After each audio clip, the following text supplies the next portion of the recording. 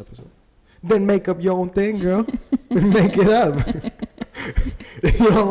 you don't like my suggestions, and go ahead and do something. Hi guys, welcome to another episode of Revamped Podcast.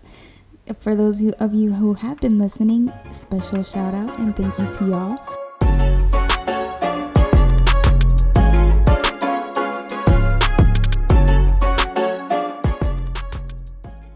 So today, on today's episode, we're going to talk about how to know when you should jump full-time, either freelance or just start your business in general.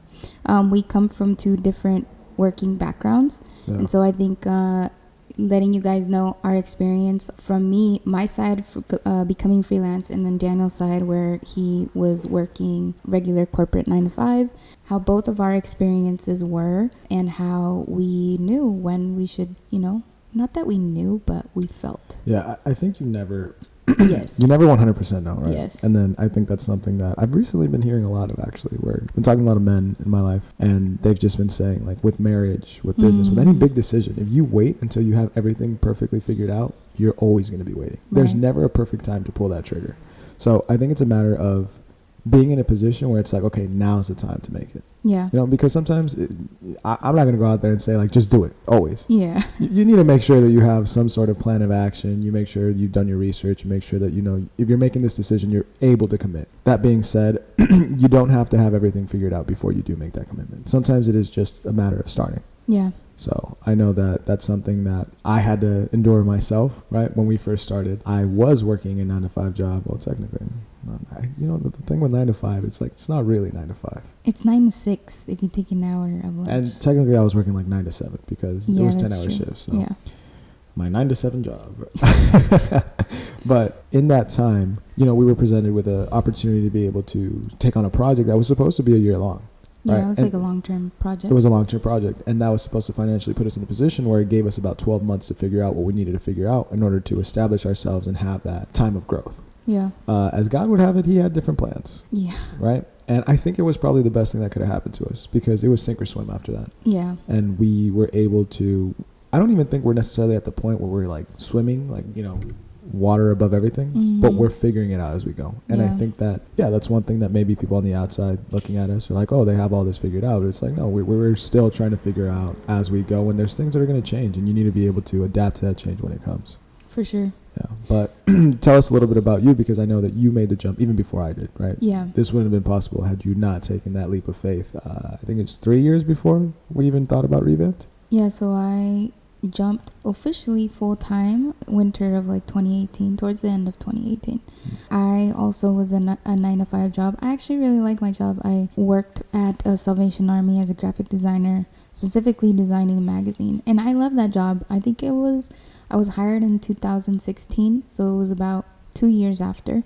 But within those 2 years, I was really experimenting with photo and video content. As I previously mentioned in our first episode, it started off as a hobby, as a side gig, and then surely I started to develop clientele, and there were weekends where I would be fully booked, or I had projects where they would take up a lot of time, like where I had to reconsider, okay, what do I want to do? Yeah. What was the metric? Like, at what point were you like, nah, I got to make this commitment? Like, it makes sense for me. It was challenging because, like I said, I really enjoyed my job. So I kind of like doing both at the same time. And with my previous job, I had a great team. I remember I loved my boss. Like, out of the bosses that I've had, I feel like there's one particular boss, and it would be her, where I admired the most. I remember thinking, like, can I see myself doing this for 10, 15 years? Because there were team members there that had been there for like 10 years.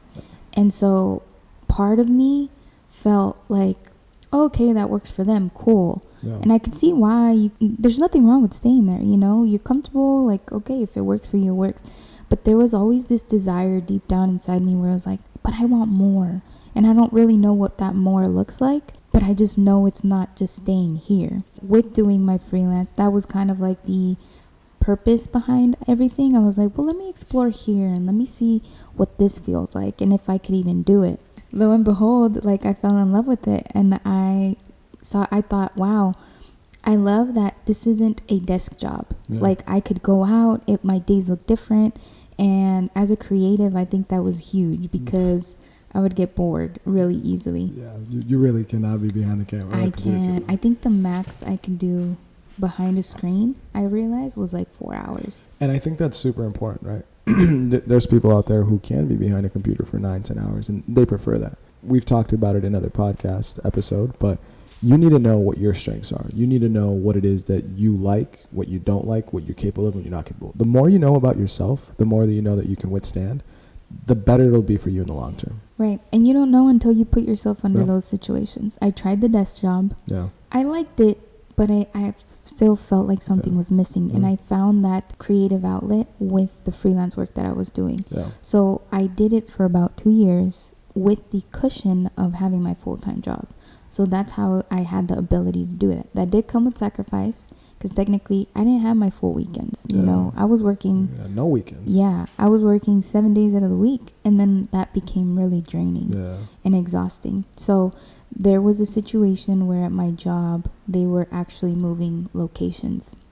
So it was at Long Beach, and then they were moving to Palos Verdes, which was now became an hour commute for me. An hour 30 or something. I think it was like a 4-month transition. It didn't happen right away. And they would tell the employees, hey, we're going to be moving, so prepare, start thinking about, what this will look like. And I remember during that time, I was like, God, give me a sign to like, if this is something that you want me to do, like make it evident and clear for me.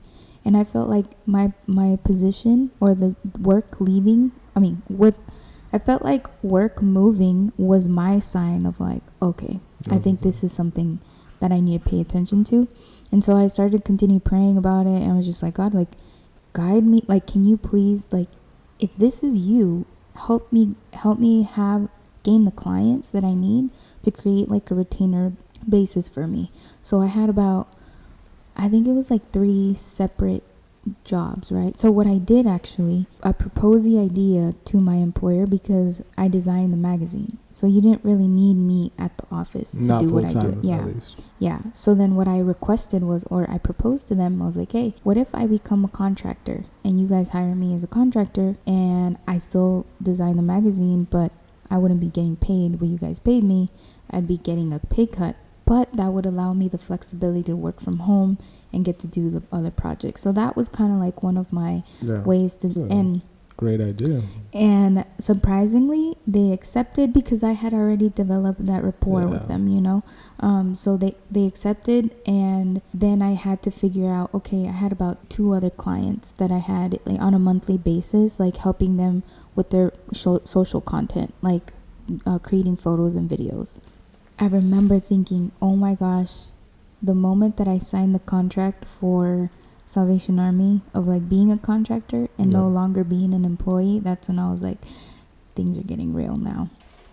And it was scary. And I remember going back and forth within those months of like, should I jump? Should I do it? I don't have the financial security. I honestly didn't save that much either, which was another risk of like, I really got to figure this out and make this work, because I have no cushions or savings to back like myself up on. Being the risk taker that I am, I felt this like nudge in my heart too, which I felt like was from God, that was just like, you don't jump now, you're gonna miss the opportunity to want to do it later, So another thing that I realized at the time, I was single. I wasn't married. I wasn't even in a relationship. Like it was just me, And so if I don't do this now, who knows when I'll do it. And opposite to you, sometimes I can jump earlier than you would. You think about things. You overthink it sometimes, where it's like you don't move. Me, I can jump too early and it's like, shoot, like I gotta, whoops. But luckily, I believe I heard right, and it's gotten me to where I am today. And that's kind of like how it wasn't a one day to the next, I'm gonna do freelance. I really had to try to make it work and find ways to make it work, find my monthly budget. Okay, what are my expenses this month? How can I make that money? And I also knew, luckily, because of Dad's business, I knew that what I made wasn't all my money. I had to save for taxes. So I had to take that into account as well. So it's like, oh, I need $3,000 a month. Well, I need to make $4,000 or $3,500, you know, to try to be able to live, make a living. But anyways, that's my experience with knowing when. What about you? Yeah, my experience was a lot different than yours. Yeah. I was not taking risks like that. And you didn't, I think for me, I always knew I wanted to do this. Yeah. Well, I grew into that, right? Yeah. But with you didn't even... No. You didn't plan that. No, my idea when I went to school was to like go work at Nike, to be part of the marketing team. I just wanted to be close to athletes, be close to like that atmosphere. That was your dream. That was my dream. But I did end up working at Nike, the retail side of things. And then I saw the corporate stuff and I'm like, man, do I really want to spend like 20 to 25 years to get to a position of like, it's not what I thought it was, you know? And I think once you get into the business, you realize like, it's not really what I really want. And once I got to my 9-to-5 job in the logistics company, I was making decent money. I was also, you know, doing stuff on the side to make additional money. So I think financially, I think I was at the best point I ever was. But the purpose of not being fulfilled, you know, I mentioned it before. It was just like, I need to do something else. Yeah. And after I had, because I had savings, so as opposed to you. Yeah. Yeah, not throwing any shots, but like I had savings because that's just like the type of management I do when it comes to these sort of things. I had about 3 months in savings and I was like, you know what? I don't really like my job here. I have an opportunity to be able to make something big, and it just made sense to me. And I think that's when I knew that God was calling me to this. Yes, that's when I knew, because we talked about potentially doing Revamped. We're like, oh, what would that look like? Yeah. And then I think we had talked about it probably like 6 months prior before actually reconsidering it. And at the time, I remember I was like, yeah, that sounds cool, but I don't think you would actually do it. Yeah, you for sure planted the seed of like, hey, what would it have to look like for us to start a business? Mm-hmm. And I was like, you know, in a perfect world, you know, you get a business for a year, I can help you with that, and then we build something. You're like, okay. And the opportunity presented itself where we did have that in front of us, where we could work together for a year while we figure it out. And honestly, had I known what I know now, what it would take, I don't think I would have been able to make that jump. Yeah. Once you're in it, you know, and you have to figure it out. So I think now that I'm here, I can't see myself going back to an office job. Not to say there's anything wrong with that, but I just feel like my ambitions, my visions, and everything has really changed once I made the jump. Yeah. And once you're here, I just feel like once you start your own business, you realize that you're doing it for more than just yourself, right? You're doing it for your family, for your future family, for people that are affected by it. You become an inspiration to others, and it's a responsibility that you got to take on to be able to really know that every decision you make does have a consequence. Right. And it's a bigger purpose that you're fulfilling when you decide to be an entrepreneur. So being able to be a good steward of that, I think, is very important. Particularly, kind of back to what I was saying, I did feel that God was kind of tugging at my heart, and I knew it because I felt at peace about making the decision. Usually I'm asking myself 1,000 questions, like, why would I do this? How much am I going to do this? Like, what if it doesn't work out? Blah, blah, blah. But I was like, you know what? I got to jump. Yeah. And I do believe that up until this point, God has rewarded our faithfulness. You know, again, it hasn't been a walk in the park. Yeah. There's definitely been obstacles. There's been months where it's like, dang, are we going to make it? And we've been able to push through. Maybe not the way that we thought it was going to look like, but to the point where we're still kicking. And I know, right, that if we continue to work the way that we're working, that we'll be able to get to where we need to get to. And it's just a matter of being obedient to what we've been given. Yeah. Being good stewards of it. Yeah, for sure. And I'll never forget when you told me you were okay with doing it. I was like, oh, there it is. There's my sign. That's from God. That's my cue. Like, let's do it, you know? Yeah, I remember that Pollo Loco we were going through the drive-thru and you're like, hey, like, do it. Yeah. I was like, you know what, Cal? Let's do it. You're like, what? Like, we're driving home right now, make it official. Yeah. And yeah, I think. And that was when 2019? It was late? 2020. 2020. No. It was 2021. 2021. Yeah. April, we officially made it official. But we didn't announce until August. Yeah, because we went on a trip. Yes. We had a couple things that we had to figure out. Yeah, we didn't make it official until August. But see, the funny thing about that, I remember after we had our conversation, I was like, how am I going to tell my boss? How am I going to tell him? Because back in the corporate job, they already had me on track to be like, oh, in 2-3 years, you're going to be an operations manager. Or you have the skill set to be able to do that. You just have to put in your hours, you know, put your head down, do what you need to do, and you'll get to that point. Yeah. So when I had the conversation with my boss, again, it was a love-hate relationship with this guy. Like, honestly, it was a rough around the edges, but because of him, I think I'm able to do what I do. So I thank him for everything that I learned. Anyways, I remember having that conversation with him, and he was just like, he was the one that was trying to fill me with doubt. Like, well, you know, if you're a freelance or if you're an entrepreneur, like, you don't have a set money. A lot of people fail. A lot of people can't do it. This is a sure thing. You continue with here, you'll be able to do it. And I was like, you know what? I'm young. I don't have family. I don't have kids. Like, if I'm going to mess up, now's the time to do it. And I think even having that, the confidence to say that, the ability to really believe that what we're going to do is going to be bigger than all that. Not that I'm trying to, you know, do it just to prove somebody else wrong, but it's just like I had so much confidence in the vision of what we were both trying to make that it's like, no, this is going to work because I do feel it. Yeah. So. Yeah. So what would you advise someone who is considering to jump but is in your position? Is in my position? Mm-hmm. Oof. I think it's different for somebody who's in my position as opposed to Carol because, you know, you had the creative. You knew what you wanted to do. You just didn't know how to get there. Mm-hmm. Whereas me, I think it was a little bit harder for me to figure out, like, what is it that I even like to do? Mm-hmm. I just love business. But business is so broad that you don't even know what to do. Yeah. So I think I had the perfect opportunity to really get into, you know what, I do kind of like photo. I do kind of like video. I do like the content creation because it is a storytelling thing. Yeah. So I would suggest anybody who's in my position, figure out what you like and figure out what your passions are. You know, for me, one of the things that I liked was I like sports. I like art. I like all these things. I love business. And I think the best way that I was able to do that was kind of creating this marketing company with you. We work with a very wide range of clientele. Mm-hmm. You know, we've worked with gyms.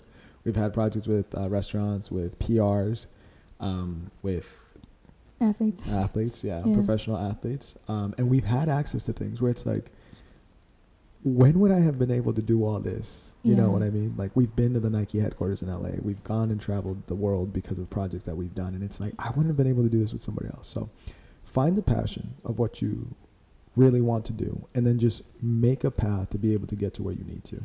I know it maybe isn't going to be a very detailed plan at first, but you need to put a plan in action to be able to see how is it that I can get from point A to point B. Yeah. Believe me, it is not going to be a clean straight journey. line. Yeah, it is not going to be a straight line. It's not going to be a clean journey. It's going to be messy. But if you're truly passionate about what you want to do, you will find a way. You will see that doors will open up. Yeah. Consistency will get you where you need to, but you actually have to be diligent in the work that you do. Yeah. You have to provide value in what you're doing. And that's going to require sacrifice. Mm-hmm. How much are you willing to give up to get to the point where you want to? Yeah. So that's kind of the advice I would give to somebody who's kind of on the fence about it or wanting to do it. I would personally suggest put some savings aside, maybe 2 to 3 months, just in case, you know, while you're figuring that out. But you could also take your approach because your approach got you here too. Yeah. So what advice would you give to somebody who's a little bit more of a risk taker when making a jump? Even though I didn't save, it gave me a different type of motivation. It gave me a survival type of motivation. Like, if you don't make money this month, you ain't gonna eat, girl. So sometimes I work better under that type of pressure. Yeah, some people do. Than someone who's would be comfortable. Like, if let's say if I tell myself, oh, I have savings, I'm cool this month, I'm good this month, it's easier for me to be more comfortable and not work as hard. But sometimes, like, yeah, I just work that way. So I would just encourage, have like a month of savings of like what it costs for your living expenses that month. Obviously, the more the better, but you would suggest just 1 month? I would suggest just 1 month. Damn. For a person like me who needs that like motivation and encouragement. So yeah, I needed that type of pressure in order to really get moving and actually motivate me to do it. You can really tell when you love what you do and like you're really passionate about it. There's no lying behind it. You can't fake that. Yeah. Same as confidence. You can't fake the confidence and you can't fake your passion. Of course, when you're first starting off, you're not going to appear to be confident in what you do, and that's fine. But the more you do what you enjoy doing, the more you're going to gain that confidence, and the more that's going to show. In the beginning, I was not confident on my work. I was not confident about me being a business owner. And I remember the first time, like, it took me a long time to really realize, oh, I am a business owner. You are. Yeah. The moment that you decide to start your own business, you were a business owner. And so I would just encourage you to continue working on your craft, continue finding ways to work towards that goal. It is possible, and we are an example. If we could do it, you can definitely do it. And yeah, I would say listen to that tug in your heart and actually make realistic goals for yourself. Don't just like stay with the dream of, oh, I want to be a business owner one day. No, what does it take to be a business owner? I remember when I first I hit the topic on the first episode, where I remember at my desk I would look at Instagram, see how people were doing it.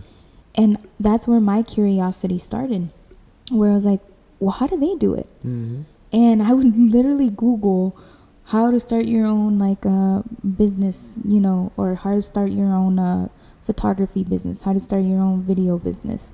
And so many people do it so many different ways. There's not an exact formula to all of this. I would just say, if you're passionate about what you do, find a way to make it happen, because you can make it happen. Yeah. You just need to research. Are you being honest with yourself? Have you put in the work to look up things of like, okay, if I start this, how does that look like?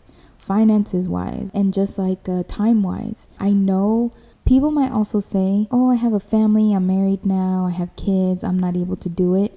And they might look at us like, oh, well, it's easy for you guys because you're single, you didn't have that at the time.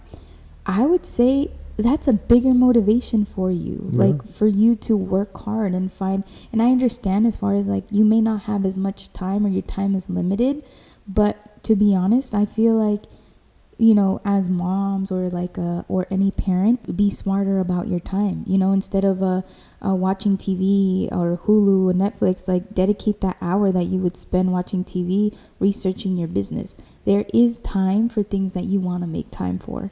I'm not saying it won't be hard, but all I'm saying is don't let that be an excuse for you to not do it.